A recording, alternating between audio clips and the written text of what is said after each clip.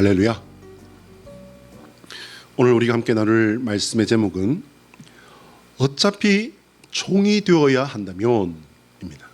어차피 이왕에 종이 되어야 한다면.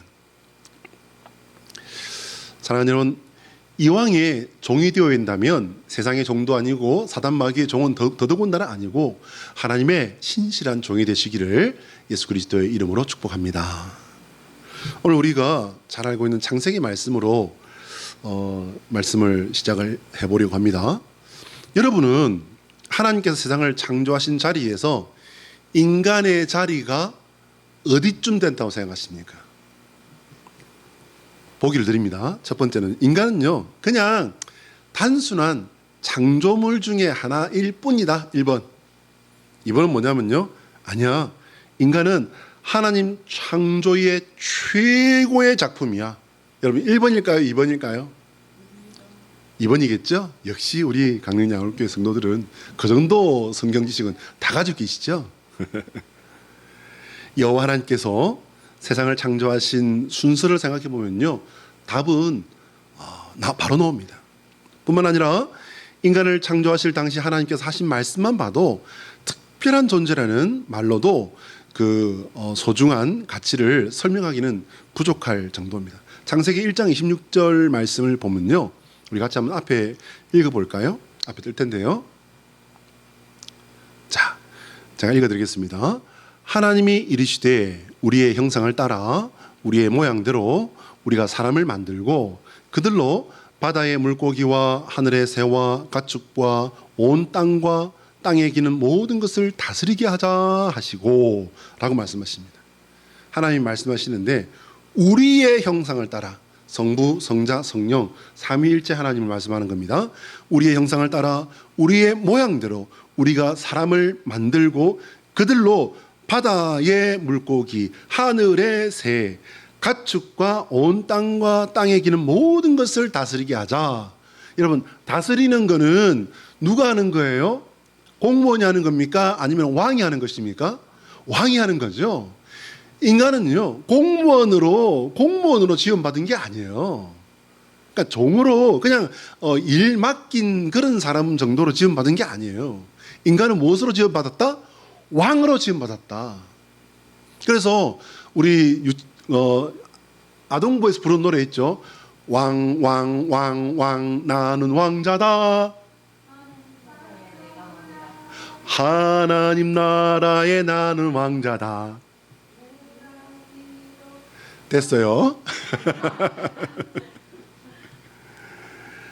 하나님께서는 당신의 모습을 닮게 만드셨을 뿐만 아니라 하나님께서 만드신 아름다운 세상을 다스리며 관리하는 자리에 인간을 세우신 겁니다. 창세기 1장 26절부터 30절까지의 내용이 바로 그 내용이에요. 하나님께서 창조하신 세상을 정복하고 다스리라. 그래서 여러분, 이 정복하고 다스리라라는 이 말씀 때문에 한때 인류는요 세상을 너무 함부로 대했던 그런 역사도 있었어요. 인간이 인간을 함부로 대하고 인간이 세상을 함부로 대하는데 교회가 잘못된 해석을 내놓았던 때가 분명히 있었습니다. 이것은 잘못된 겁니다. 자유롭게 먹고 자유롭게 생각할 그야말로 자유의 권세까지 하나님께서는 인간에게 주신 겁니다. 이것은 왕이라는 이름으로도요 설명이 부족한 거예요. 여러분, 왕이라고 다 마음대로 합니까? 왕이라고 다 마음대로 하는 거 아닙니다. 여러분, 신하들과 정치적인 관계에 신경 써야 됩니다. 그리고 다른 나라와의 관계도 여러분 신경 써서 말 조심, 행동 조심 해야 되는 거예요. 마음대로 할 수 있는 것이 생각보다는 많지 않습니다. 그런데 하나님께서 주신 인간의 자리는요 그 위로 하나님 한 분밖에 계시지 않아요. 그럼 하나님은 야, 너 이렇게, 야, 너 왜 그렇게 하고 있어? 이렇게 시시콜콜하게 따지고 그냥 사람을 로봇처럼 그렇게 부리는 그런 하나님은 아니십니다. 우리가요 성경 전체를 다 읽어야 되지만 그 중에서도 창세기 1, 2, 3장은요 읽고 또 읽고 거의 외울 만큼 눈에 환할 정도로 이렇게 읽으셔야 돼요.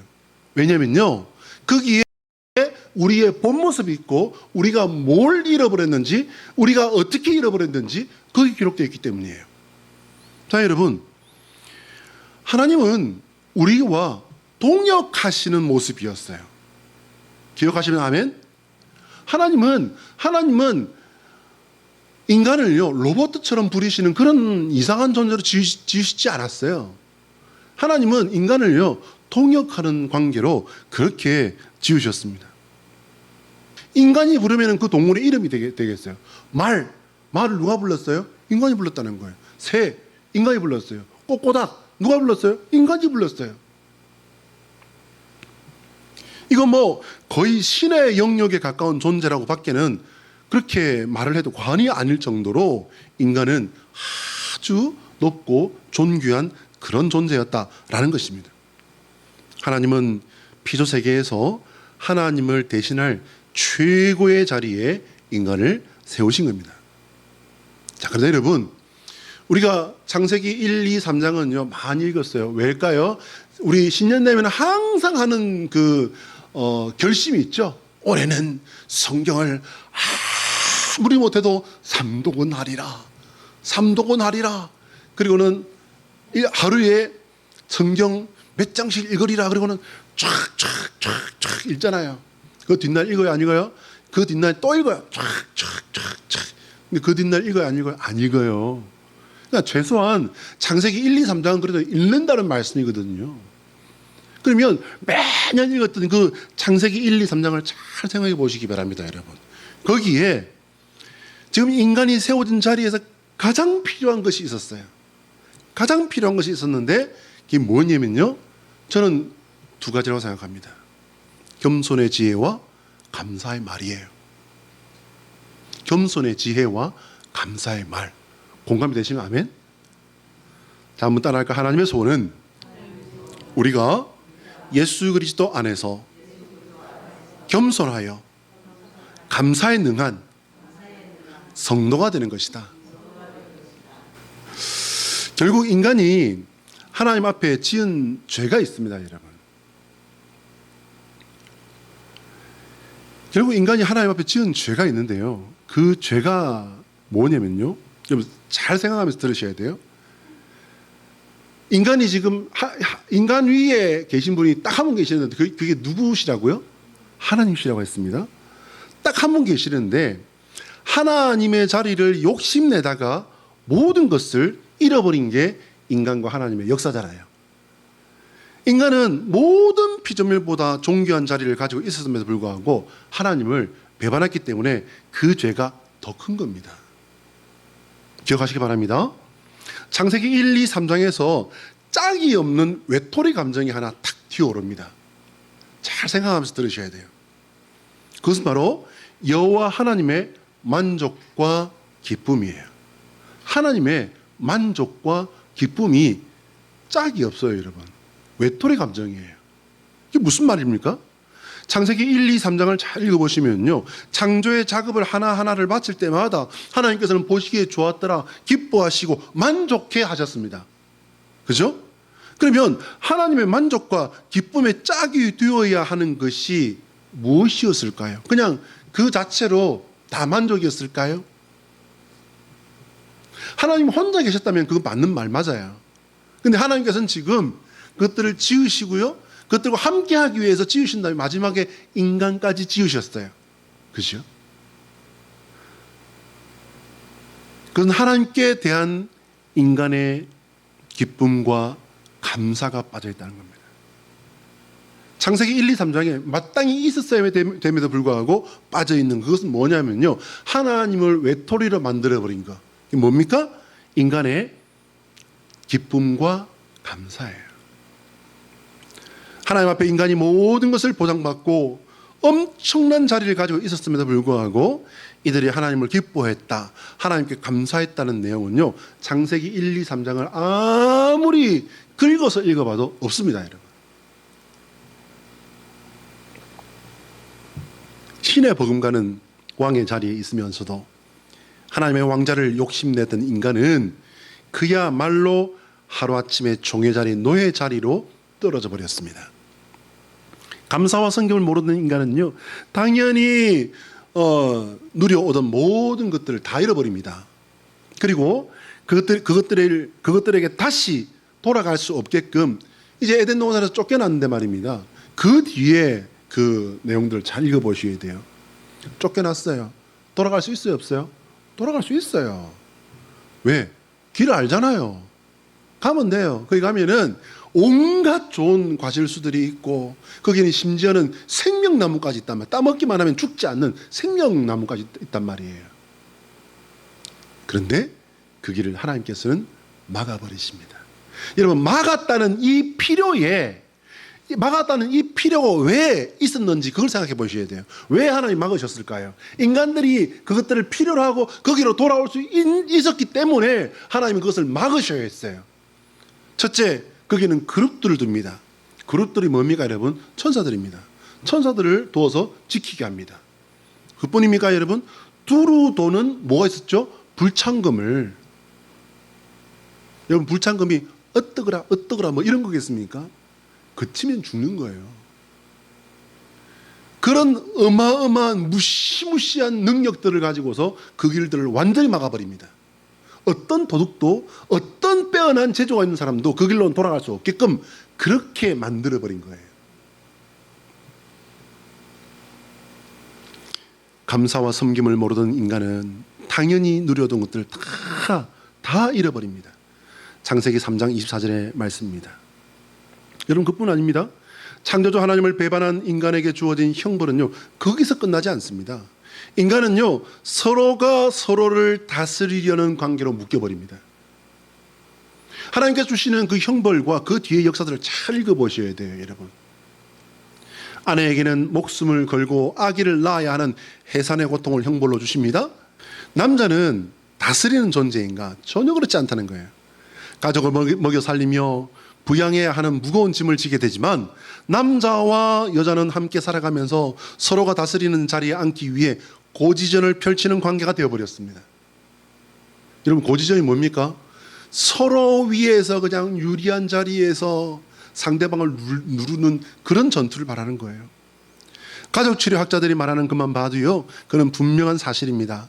사람들에 따라 차이는 좀 있지만 결혼이라는 걸 하게 됩니다. 결혼을 하게 되면요, 짧은 사람은 신혼기간이 6개월, 물론 2주도 안 되는 사람도 있어요. 가서 그냥 박 터지게 싸우고 각자 비행기 따로 타고 오는 그런 사람도 있지만, 그런 특수한 상황 말고 일반적으로 이렇게 아주 그냥 달콤한 그 허니문이라고 하는 그 신혼기간이요, 짧은 사람은 6개월, 보통 한 1년 6개월 정도 된다고 합니다. 조금 긴 사람은 2년이라고 하고요. 좀 특이하게 좀 이 사람들은 아이고 금술이 좋네, 길다, 이런 사람들은 3년까지도 이렇게 허니문을 가지는 그런 사람들도 있다고 합니다. 그토록 달콤하고 좋다고 하는 신혼기간이 끝나고 나면요, 그때부터 뭐가 시작됩니까? 탐색전이 시작되는 거예요.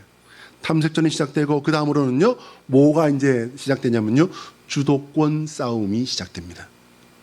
이때 싸움의 이유는요, 세계 평화와 우주 질서를 위해 싸우는 게 아니에요. 뭐 때문에 싸웁니까? 치약을 대체 왜? 도대체 치약이 뭔 죄를 지었다고 모가지부터 잡고 짜는 거야?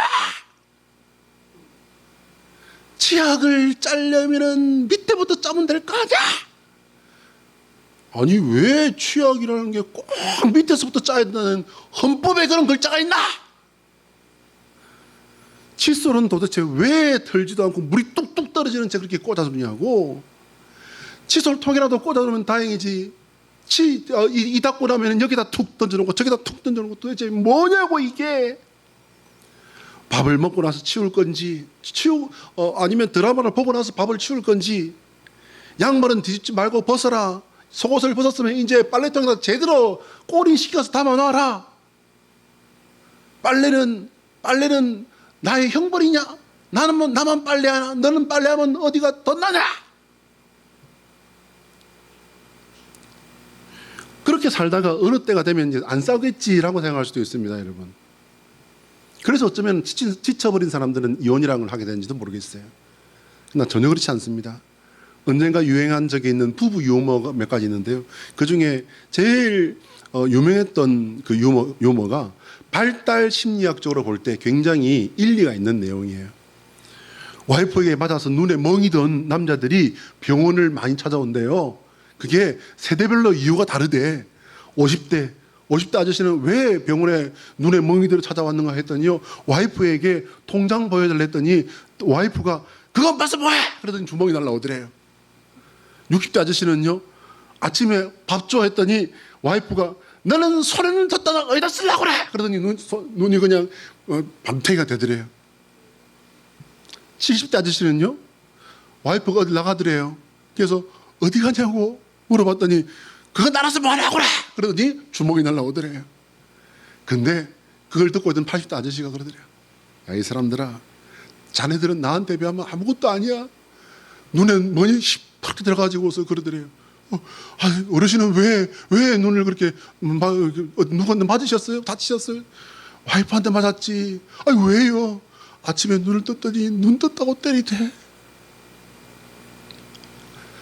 아침에 눈을 떴더니 눈을 떴다고 그냥 주먹이 날라오더라는 겁니다. 여러분, 이것을 뭐라고 하냐면요, 역전이라고 그런 거예요. 역전. 젊어서는 남자가 주도권을 갖고 있는 것 같습니다. 물론 그렇지 않은 가정도 가끔 있지만요, 대부분은 남자가 주도권을 가지고 있는 것 같아요. 그러나 이제 나이가 들면은 여자가 이제 주도권을 갖는 것처럼 이렇게 보인다는 겁니다. 제가 드린 이 이야기는요, 극단적으로 꾸며진 유머지만 실제 이것이 어느 가정이나 부부 나이 50 이후에 일어나는 역전 현상이라는 겁니다. 누가 맞고 산다는 얘기가 아니에요. 역할이 바뀐다는 뜻입니다. 이것은 가정에서만 일어나는 일이 아니라 이미 우리가 살고 있는 이 사회 전반적으로 일어나고 있는 일이기도 합니다. 맞벌이 부부가 많아지고 이제 여성들이 사회 활동이 이제 많아지면서 이것이 이런 일들이 일어나고 있다는 거예요. 그러나 지금은요, 많은 부분 남녀 평등을 넘어서 이미 어떤 부분에서는요, 여성이 남성 위에 올라가 있는 그런 부분들도 적지 않습니다. 금요의 벽, 여러분 금요의 벽이란 말 들어보셨습니까? 금요의 벽이란 말은요, 이미 옛날 말이에요. 여성들이 이제 들어갈 수 없다라고 했던 전투기 조종사, 여러분 여성 전투기 조종사 생긴 지 이미 오래됐습니다. 이제 여성들은 올라가서도 안 된다라고 했던 그 뱃사람들, 여자가 큰 세계적으로 큰 군함의 함장, 선장이 되어서 배를 이끄는 그런 배도 있지 않습니까, 여러분? 이미 그런 그뿐입니까, 여러분? 비행기 기장을 여성이 하고 있습니다. 부부간에 만족과 감사를 알지 못하는데 다른 사람에게 만족과 감사를 할 수 있을까? 여러분 어떻게 생각하십니까? 세상에서 가장 가깝고도 깊은 관계인 부부지간에 만족과 감사가 없다면 세상 그 누구에게도 만족도 감사도 할 수 없을 것입니다. 가장 큰 사랑과 영광을 받고도 만족도 감사도 할 줄 몰랐던 인간의 심성은요, 여러분 수천 년 전이었는지 수만 년 전이었는지 아니면 수억 년 전이었는지를 알 수 없어요. 그 에덴 동산에서부터 지금에 이르기까지 만족과 감사를 모르는 인간의 심성은요, 언제나 똑같아요. 저는 개인적으로 제가 세월이 갈수록 성경을 더 확실하게 믿게 된 부분이 바로 여기에 있습니다. 창세기의 인간의 본성과 오늘날 제가 살아본 그리고 겪어본 인간의 본성은요, 정확하게 맞아 떨어지더라는 겁니다. 본성도 똑같지만 가장 핵심적인 문제도 똑같은 것이었기 때문에 우리의 문제는 바로 여기에 있습니다. 사람은 창세 때나 지금이나 똑같은 모습이란 말입니다. 아니, 죄악의 모습이라면 더 심각해졌다고 할 수 있어요. 여러분 잘 생각해 보시기 바랍니다. 우리가 살아가는 이 현대는요, 이전보다도 훨씬 더 많은 죄를 지을 수 있는 방법들이 개발되어 있습니다. 더 죄를 짓기 좋게 이렇게 모든 것들이 더 열심히 개발되고 있습니다. 죄를 지으면서도 이것이 죄인 줄도 모르는 세상이 된 지 이미 오래예요. 세상은 지금요, 가치관이라는 말 자체가 완전히 실종되어 버렸습니다. 가치관, 자기가 좋으면 선한 것이고 자기에게 이익이 있으면 설령 그것이, 여러분 심지어 국가의 중요한 그 산업체에서 일을 하던 사람이 자기가 이제 은퇴를 합니다. 은퇴를 하면서 이 자기가 이제 은퇴를 하려고 하는데 어머, 내 나이가 아직 60도 못 됐는데 은퇴라니. 내가 이제 나가서 뭐 하나? 그래도 서울대학교를 나오고, 카이스트를 나오고, 세계적인 대학교에서 박사를 따고, 이렇게 한 내가 이제 치킨이나 굽고 있어야 되나, 튀기고 있어야 되나? 에라. 이거는 자기가 평생을 연구하고, 그리고 나라를 위해서 일했던 그 연구 결과물들을 가지고서 나온 거예요. 나와서는 경쟁업체에 팔아버립니다. 경쟁업체에 그걸 넘겨버리고 자기가 거기서 이제 더 높은 자리로 옮겨갑니다. 더 많은 돈을 받고 높은 자리 하나 딱 받아가지고 갑니다. 그나마 우리나라 안에서 이렇게 하는 사람들은 그래도 나은 편이에요. 도둑질을 했지만 그래도 나은 편이에요. 지금 우리나라의 중요한 시설들을 갖다가 눈이 시뻘개서 도둑질해 가려고 하는 나라들이 얼마나 많습니까? 그중에 가장 대표적인 나라가 어디가 있을까요? 바로 옆에 있는 저 큰 나라잖아요. 반도체 기술이라든지 이런 것들, 조선 배를 만드는데 분명히 한국 따라 만든 것 같은데, 그래서 배 수주도 많이 받았는데, 아니 만들어 내놓고 나니까는 한국은 20년 30년을 써도 배가 멀쩡한데 이거는 5년도 못 가서 배가 태평양을 항해하다가 배가 멈춰버리는 거예요. 그래서 이제 그 기술들을 갖다가 한국은 어떻게 해서 저렇게 잘 만들지? 그 기술을 갖다가 사람을 빼오면서 기술을 빼오는 거예요. 그 어디로 넘어간다고요? 우리와 까딱하면은 우리와 총을 맞대고 싸울 수도 있는 나라들로 거기 넘어가 버린다고요. 그게 뭡니까, 여러분? 그게 나라를 배반하는 거 아닙니까? 그거를 뭐라고 했죠? 옛날에는 산업 스파이라고 했어요. 산업 스파이가 뭡니까? 사실상 간첩질입니다. 그거. 나에게 이익만 된다면은 국가를 배신하고 나라를 배신하는 일도 자기 합리화만 된다면 해버리는 거예요. 그뿐입니까? 지난주 한 주 동안 우리나라를 시끄럽게 했던 퀴어 축제. 자기가 동성애자라는 사실을 말하는 것이 이미 자랑스러운 세상이 되어버렸습니다. 재미와 이익을 위해서는 부끄러움이나 수치심 따지는 아무것도 아니고, 심지어 자신의 목숨도 재미와 돈을 위해서는 아낌없이 던져버리는 그런 세상이 되어버렸습니다. 자신이 원하는 것, 목적하는 것을 위해서는 수단과 방법을 가리지 않습니다. 오히려 수단과 방법을 가리는 그런 사람이 어리석고 앞뒤가 꽉꽉 막힌 융통성 없는 그런 인간으로 취급받기 일쑤입니다. 자신의 편이면 선한 사람이고, 자신의 편이 아니라고 생각되면 그 사람은 누가 되었건 악한 사람으로 매도해버립니다. 한마디로 세상은 혼란의 카오스. 요즘 젊은 사람들 말로요, 혼란의 카오스. 카오스가 혼란이란 말이잖아요. 중복하면서 이걸 더 재미있게 말을 하면서 이걸 더 강한 뜻으로 말한 겁니다. 혼란의 카오스 그 자체에 빠져버린 세상이 아닐까요? 그러나 언제나 우리 인생은요, 죄에 있어서 가장 절대적인 벽을 만나게 됩니다. 우리가 여기서 아무리 죄를 지으면서 죄를 죄 아니라고 서로 희희낙낙거리고 그렇게 서로를 면죄부를 주고, 아이고 아이 남자 자기 좋으면 그만이지, 여자 아이고 자기 좋으면 그만이지.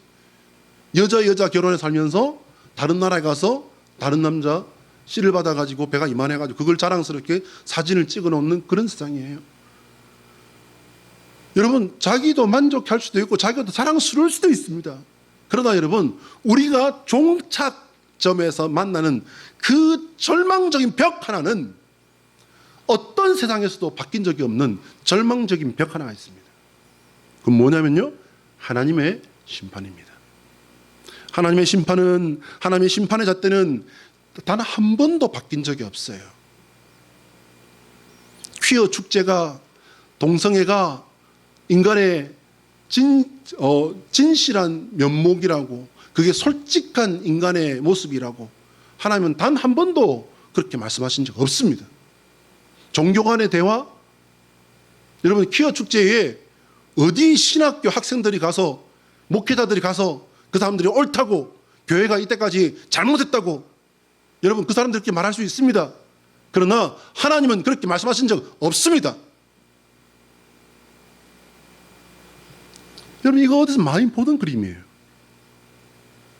예수님께서 십자가에 달리시던 골고다 현장도 사실은 조금만 풀어서 보면 바로 그런 그림이었습니다. 하나님을 믿는다고 하는 사람들이 하나님께서 인간의 몸을 입고 와서 내가 하나님의 아들이다 하니까는 신성모독이라고 해요. 사실 신성모독은 둘째고요. 첫 번째 이유는 뭐였습니까? 유대인들이 뭐가 틀렸는지를 예수님께서 정확하게 집어 말씀해 버리셨어요. 지도자들도 백성들도 함께 자신들이 믿고 싶은 하나님을 고집하며 살아가는데 자신들이 원하는 거 밥을 주니까 그리고 병을 고쳐주니까 그리고 자기들이 볼 때 그게 옳은 것 같은 그런 말을 할 때는 아, 이 사람이 왕이 되어야 된다 이렇게 말을 했습니다. 그런데 이제 그게 아니라고 뒤에서 와가지고 아이고 김서방 이서방 왜 이러는 거야 이 사람아. 저 말하는 거 봐. 저게 어떻게 저 시골 촌놈이 무슨 저게 어떻게 왕이 돼야 돼. 저게 어떻게 하나님 아들이야. 자기 하나님 아들이라잖아. 들었어 지금?